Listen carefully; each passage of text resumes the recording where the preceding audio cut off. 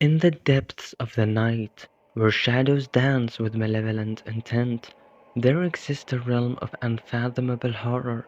Within this twisted dimension, forgotten whispers echo through the darkness, beckoning the unwary to their doom. Welcome, brave soul, welcome to the chilling world of Fatal Frame, where the veil between the living and the dead is but a fragile illusion. Prepare yourselves for a journey into the unknown, where every step brings you closer to the edge of madness. In this cursed domain, lost spirits roam aimlessly, their anguished cries piercing the silence of the abyss. Join us as we descend into the heart of darkness, armed only with hope and the courage to face the terrors that lurk within. For in the realm of Fatal Frame, the only way to survive is to confront the horrors that lie in wait and emerge unscathed from the depths of despair.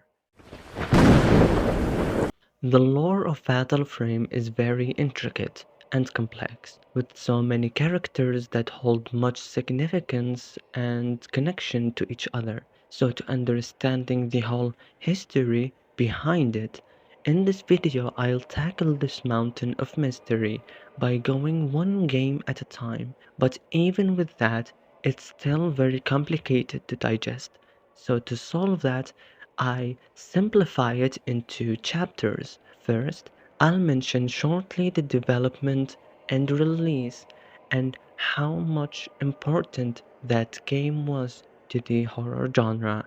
Then go into the history of Himuro Mountain and many of important characters, which means I'll explain the rituals that occurred and the events that made the mountain a cursed place, all the way till the end of the curse that lingered in the mountain for decades. So prepare for a ride full of horrors.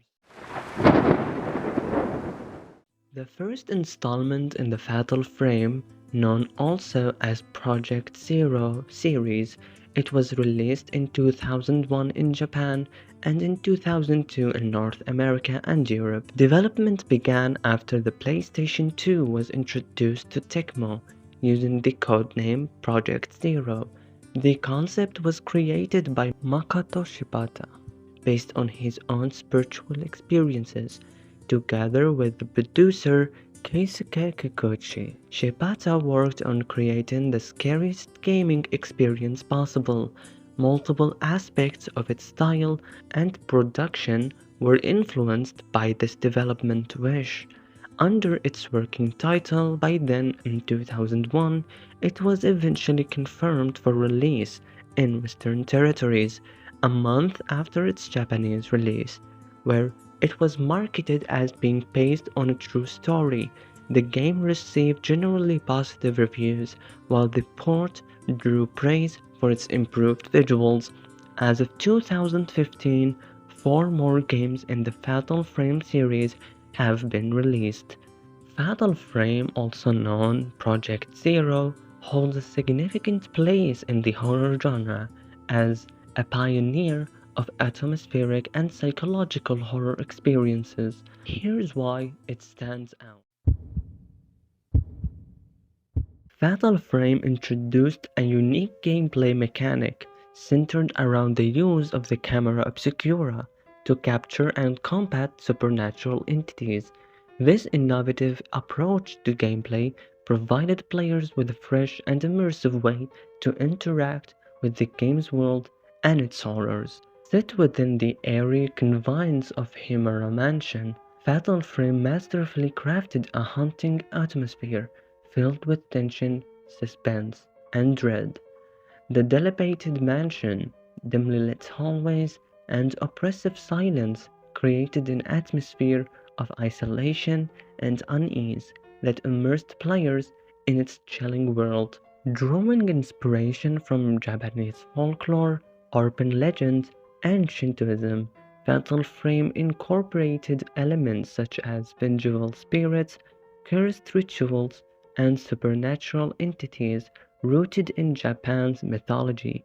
This culture authenticity added depth and richness to the game's lore, setting it apart from the other horror titles. Fatal Frame presented its narrative through a non-linear structure, allowing players to uncover the story gradually through exploration, puzzle solving, and the collection of hidden documents and photographs.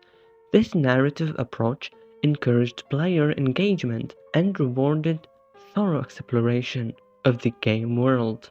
Beyond the jump scares and gore, Fatal Frame explored themes of guilt, grief, and the supernatural, delving into the psychological toll of confronting one's fears and facing the consequences of past actions. This emphasis on psychological horror elevated the game beyond mere shock value, resonating with players on a deeper emotional level. Despite initially flying under the radar upon its release, Fatal Frame garnered a dedicated cult following over the years, with fans praising its innovative gameplay, atmospheric presentation, and intricate lore. The game's legacy is evident in its enduring popularity, inspiring sequels, spin-offs, and a loyal fan community. Overall, the Fatal Frame franchise holds a special place in the horror genre for its innovative gameplay, atmospheric presentation, and rich incorporation of Japanese folklore and mythology, cementing its status as a classic of the survival horror genre. The Himura Mansion is the main setting in Fatal Frame. The mansion is centuries old and dates back far further than the Edo period of Japan. In the game's setting, the mansion was owned by the powerful Himura family. The mansion is located in the Himura Mountain area, in the southern region of the prefecture. The mansion is situated in such a way that it is surrounded and protected by 5 shrines in the surrounding mountains. The location was the site of a temple built over the Hellgate. The 5 additional temples were built on the mountains surrounding the site to aid in containing the Hell Gate. Of course, the mansion dated further than that, but that's the oldest document found about the Himura mansion. The previous temple shrine evolved into an extensive temple shrine, evolved in extensive mansion complex owned by the Himura family. This compound became the home of the head of the Himura family's direct line and the gathering place for the outlying family branches to gather and carry out the terrible rituals performed deep in Himura Mansion, such as the demon tag ritual, the blinding ritual, and the strangling ritual. These rituals were part of the Himura family's duty to keep the Hellgate sealed, to keep the malice and evil spirits from passing through. The Demon Tag Ritual. All female children, aged at least 7 years and 9 months, in the direct and branch families of the Himura clan, were obligated to gather at the Himura Mansion once every 10 years on December 26th. The children would participate without knowing the outcome or the reason in the demon tag ritual in the Hellmouth Room, presided over by the adult blinded maiden. During this game, the very first child caught was selected to become the next blinded maiden in 10 years later, and the last to be caught would become the Robe Shrine Maiden. Being caught first was thought to indicate that the child was the most obvious, attractive, and noticeable to the demon, while the child herself was the most blind and oblivious to the demon. The selected maiden's life and preparation from the time of selection as a child until she becomes the next blinded maiden is unknown. It is generally assumed that chosen blinded maidens carried out their lives outside of the mansion until it was time. The blinding ritual. After 10 years, once grown, and the time for the next set of rituals arrived, the girl who had been previously selected would be taken to the blinding room, where the blinding ritual would be carried out. This would occur sometime before November 26. During this ritual, the girl would be blinded using the blinding mask, fully becoming the new blinded maiden. After her blinding on November 26, the new blinded maiden would be taken to the Hellmouth room, where she would then proceed over the demon tag ritual, still wearing the blinded mask as a blindfold. She would act as the demon during the game and catch all of the girls in the new batch of gathered children. She would be responsible for selecting the next blind maiden and the rope shrine maiden. During this ritual, on December 13th, the date of the strangling ritual, the Himuro family, Lord Himuro, would take the mask from the blinded maiden's face, and her blood would be a key to open the door in the Hellmouth room, allowing the priest and family to enter the underground tunnels and proceed to the rope altar. Little is known of the blinded maiden's life or role after the completion of the ritual. Previous blinded maidens are not seen hunting the mansion, which make us assume after they complete their role, they live a normal life outside the mansion, or maybe sacrificed and put outside the mansion to keep the ritual a secret. Feel free to share your thoughts. The strangling ritual. The entire Himura family, including branch families and honored guests, would travel to the mansion and gather for the various rituals, bringing their children, such as we discussed above, the demon tag and the blinding ritual, on November 26. The girl child of the rope shrine maiden is taken from her cell to the Tsukumi shrine, where the four family priests and the Himura family head would perform a small ritual to activate a hidden mechanism revealing the moon well underneath the shrine.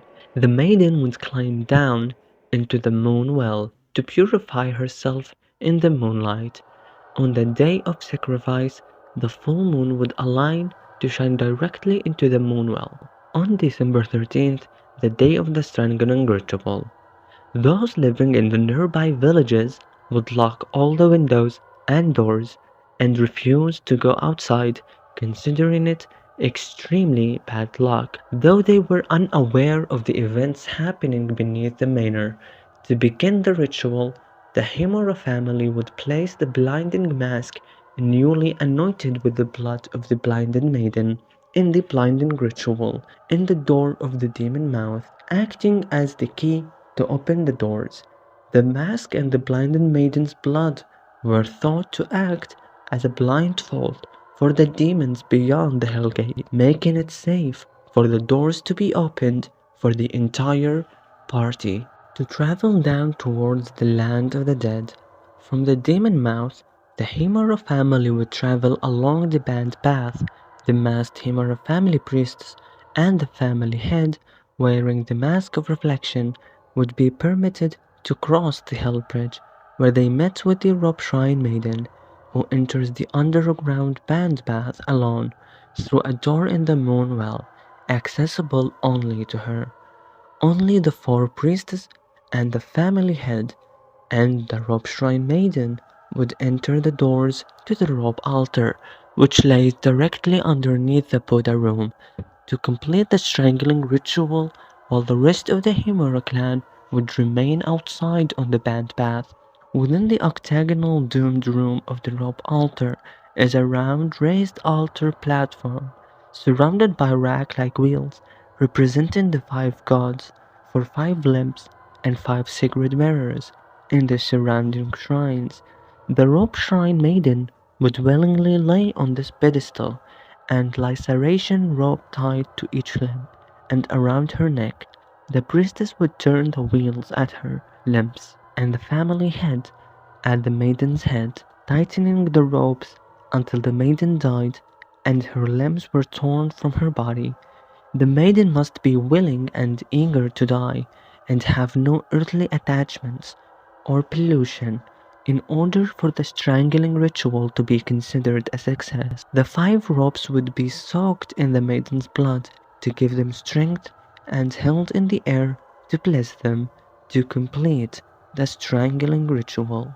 After the completion of the strangling ritual, the remains of the rope shrine maiden would be covered, and the doors to the rope shrine would open, allowing the waiting himuro clan through. The family would follow the priestess and the family lord as they carried the 5 ropes soaked in the maiden's blood and the true sacred mirror along the baptism path to the Hell Gate. The baptism path is lined with torii gates and ropes, marking the transition from the normal world to the underworld.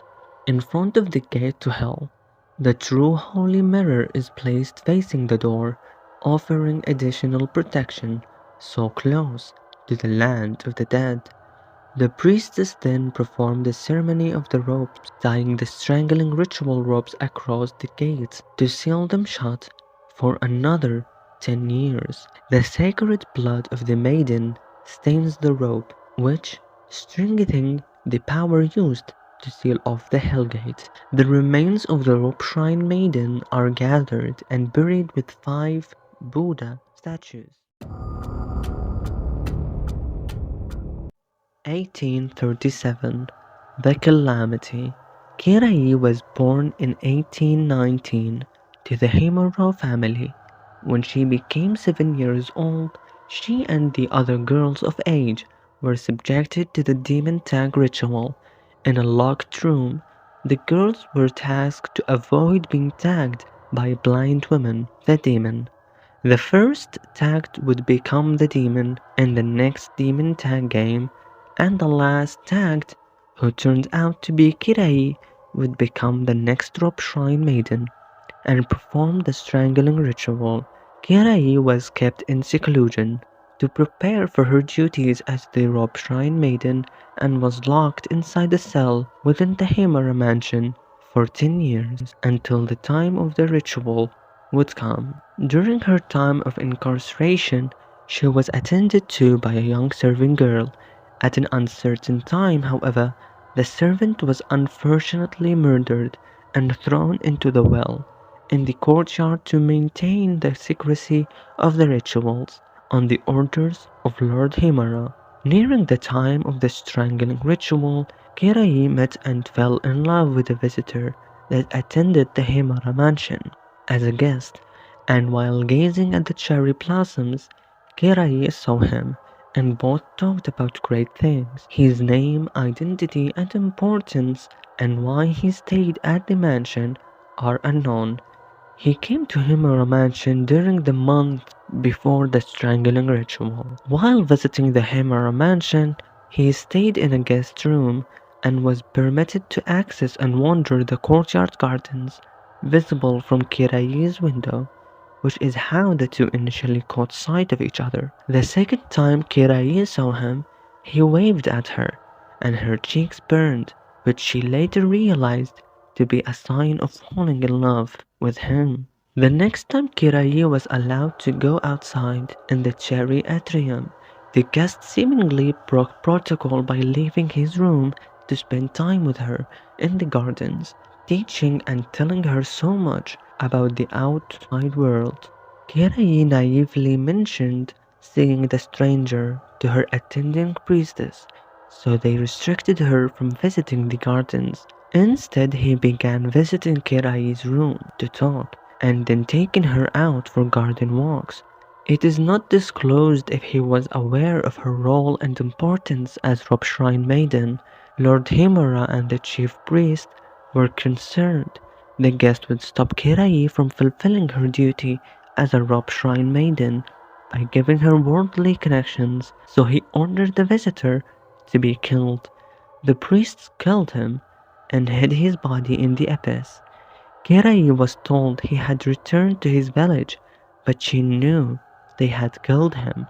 After his spirit visited her in a dream, Kirai, full of guilt at getting him killed and having found joy in living, Kirai becomes distracted from her role and attached to this world, ruining her desire to act as the Robe Shrine Maiden. The day of the ritual came, and Kirai was taken by the priestess and taken to the moon well to be purified before the ritual. She was then escorted by Lord Himuro and the four head priests to the underground robe altar, where the ritual would commence. Kirai laid into the central stone dais, and ropes were tied around her neck and limbs. The ropes were then connected to 5 wheels, turned by the four priestesses and the Lord Himuro to pull the ropes. The wheels were turned until the rope shrine maiden was strangled and her limbs were turned from her body. The stained ropes, supposed to be sanctified with Kirai's holy blood, were taken to the Hell Gate and fixed to the gate in an attempt to keep it closed. Having fallen in love and learning of her loved one's fate, Kirai was tainted with guilt, and the ritual turned out to be a failure. The Hell Gate burst open, and the malice contained inside was released all over the mansion. The malice killed most and drove others mad, and sank the mansion and the surrounding areas in darkness.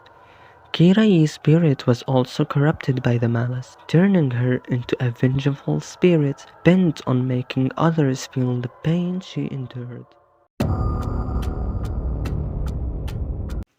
Around a century after the incident of the calamity, a famous folklorist goes by the name Ryozo Monakata.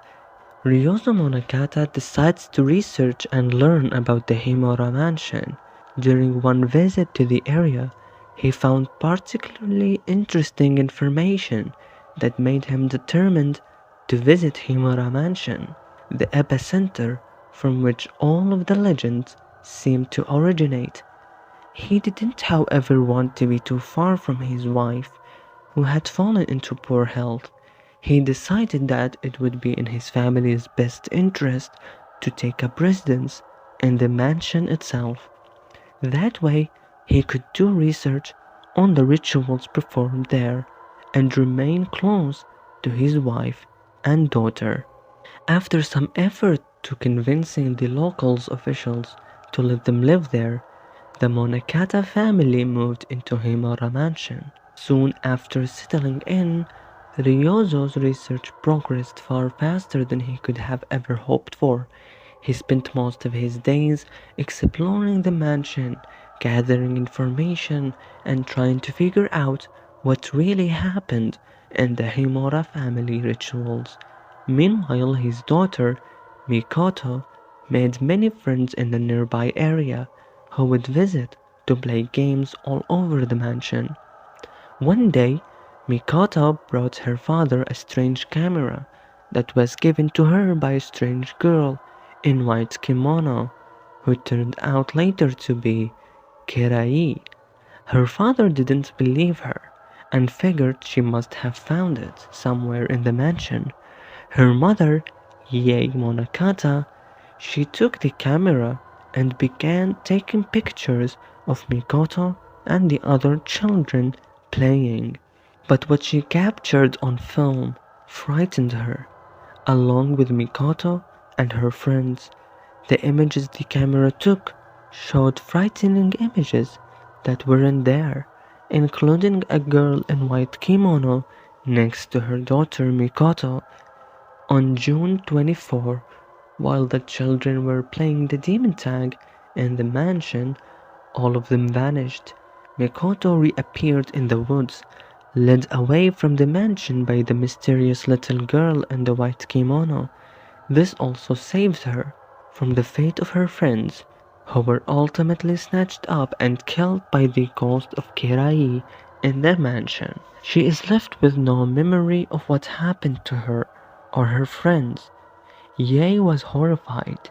She was convinced that the ghost must have been responsible for taking the children, and she blamed herself.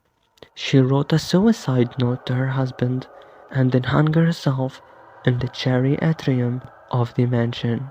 Ryozo Munakata found his wife hanging body shortly after. Ryozo blamed the camera for Ye's death and the mansion for Mikoto's disappearance. He came to the conclusion that something horribly wrong was happening in the mansion and he had to figure out how to fix it. He obtained the mask of reflection and then the blinding mask. After that, he made his way down to the demon mouth with a piece of the holy mirror in hand. As he opened the door inside of the demon mouth, which led to the band's bath, with the blinding mask, he got surprised by Kirai. She pulled him through the doors and murdered him. Kirai spent the next few decades wandering the once again abandoned mansion, cursing and killing any soul to cross her path, eager to make them feel her pain and to trap them in the mansion with her. Mikoto grows without fully remembering what actually happened in the mansion, from her disappearance to how or why her parents died. She then married and has one child, a girl, under the name Miyuki Hinasaki. Miyuki was born with the ability to see things normal people could not, a gift she passed on to her two children. Not much is known about Miyuki's life, not even her maiden's name. Miyuki is the only child of Mikoto Monakata. She was apparently a student under Masato Hinasaki, where she married him, and she had two children, Mafuyo Hinasaki and Miku Hinasaki. Masato went missing while on an archaeological dig, and sometime later, Mayuki found her mother's old camera and began using it to take pictures of things nobody else could see. Mayuki's nervous disposition might have strengthened the camera's influence over her. Mayuki eventually succumbed to overuse of the camera and committed suicide by hanging herself. She is one of the few characters whose death is considered a direct result of exposure to the camera obscura. Her own grandmother, Yae Monagata, to whom she bears a striking resemblance, also committed suicide by hanging herself due to grief and overuse of the camera obscura. Novelist Jonsei Takamine, he embarked on a perilous journey into the heart of the cursed mountain, driven by an unstable thirst for forbidden knowledge. Accompanied by his faithful assistant Tomoe Hirasaka and editor Koji Ogata, they ventured into the cursed halls of the haunted mansion, their minds consumed by curiosity and their souls tainted by greed. But as they delve deeper into the twisted corridors of the mansion, they become just another victim to an ancient evil that lurked within its walls. Kirai, the vengeful spirit consumed by malevolence, ensnared their spirits in her web of darkness, condemning them to an eternity of torment. Trapped in a nightmarish existence, Koji was first to fall into the curse of the rope shrine maiden.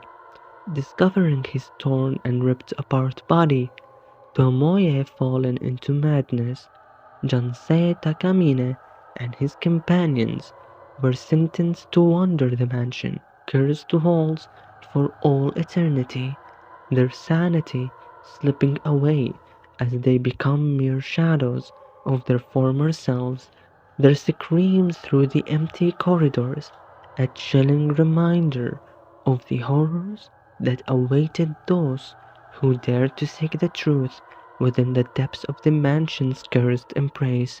For in the realm of the haunted mansion, There was no escape, no salvation, only endless suffering and despair await those who dare to trespass upon its cursed grounds.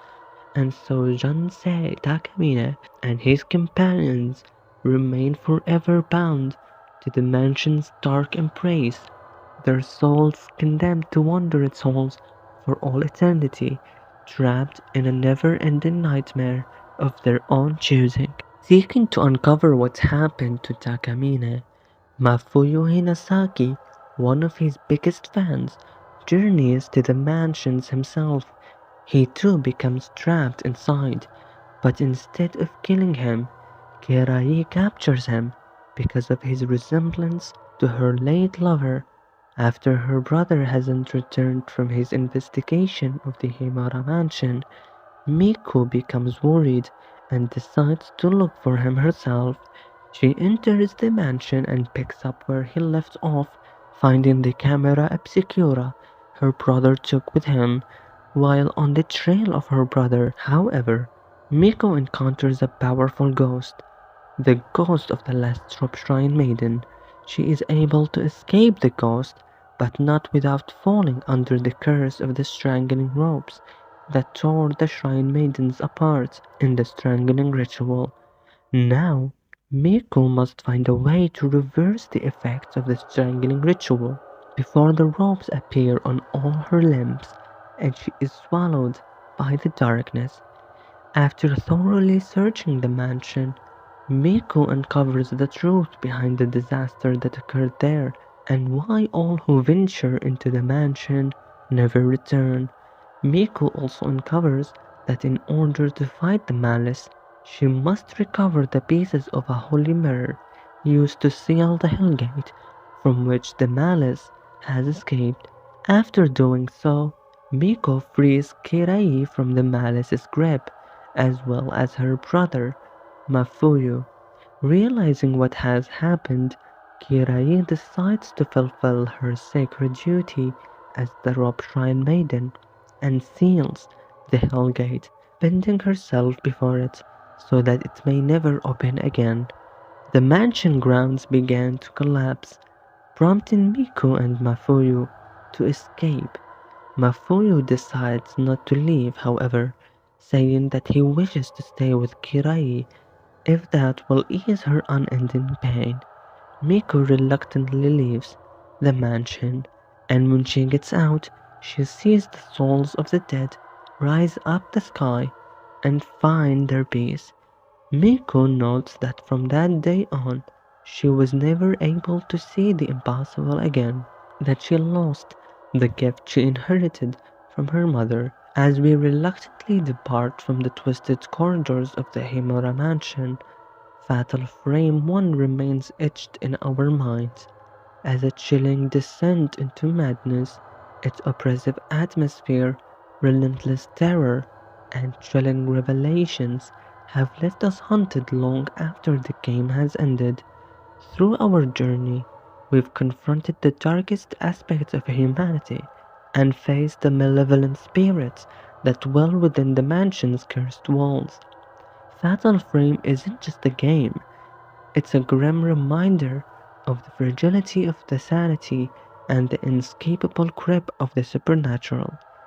As we contemplate the horrors we've witnessed, let us carry the weight of our experiences and the scars left by our encounters with the unknown, for in the world of Fatal Frame there is no sanctuary from the relentless terror that lurks around every corner. Thank you for embarking on this harrowing journey with me until we inevitably return to the darkness. May your resolve remain unshaken, and may the camera obscura offer fleeting glimpses of salvation in a sea of despair. Happy hunting, and remember, the ghosts may fade, but the nightmares they leave behind are eternal.